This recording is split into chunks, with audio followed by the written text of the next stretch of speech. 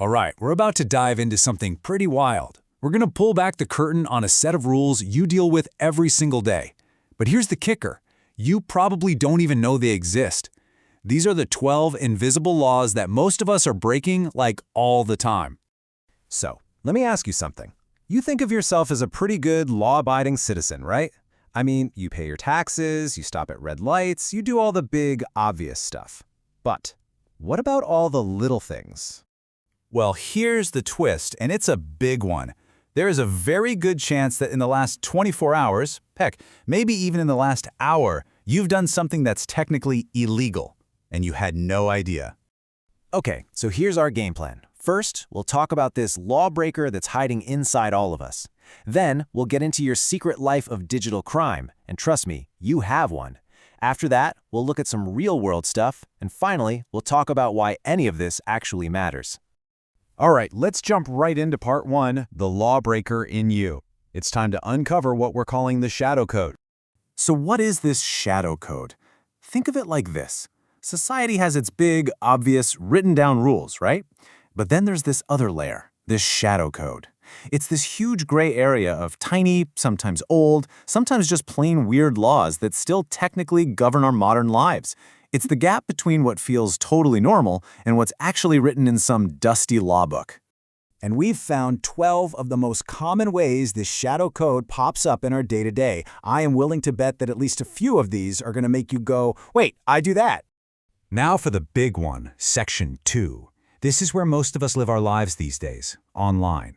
So welcome to Your Digital Crimes.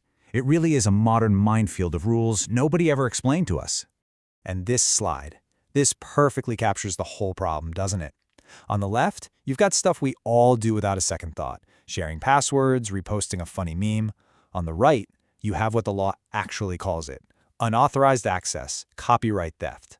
This huge disconnect is the heart and soul of the shadow code.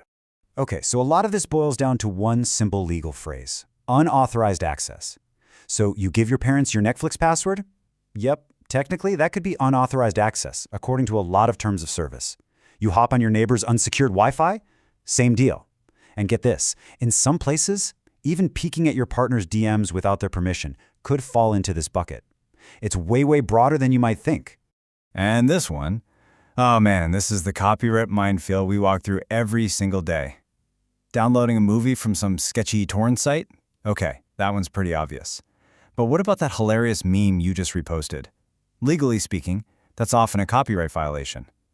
That picture you grabbed from Google Images for a work presentation? Same thing. And that awesome, catchy song you put in your latest social media video? Unless you've got the rights or it's royalty-free, yep, that's another one. And to wrap up our little digital crime spree, here are two more big ones. Using pirated software or games, that's a pretty clear-cut case of breaking the rules. But this second one is a bit sneakier. Have you ever collected a list of emails for, I don't know, a side project or a newsletter? If you don't have a crystal clear privacy disclaimer explaining what you're doing with that data, you could be breaking some serious data protection laws. Okay, let's step away from the screen for a minute. Because this whole shadow coding thing, it's not just an online problem. Let's look at some super common offenses out there in the real world. All right, we can start with the obvious one. Kinda sorta not really following the rules of the road.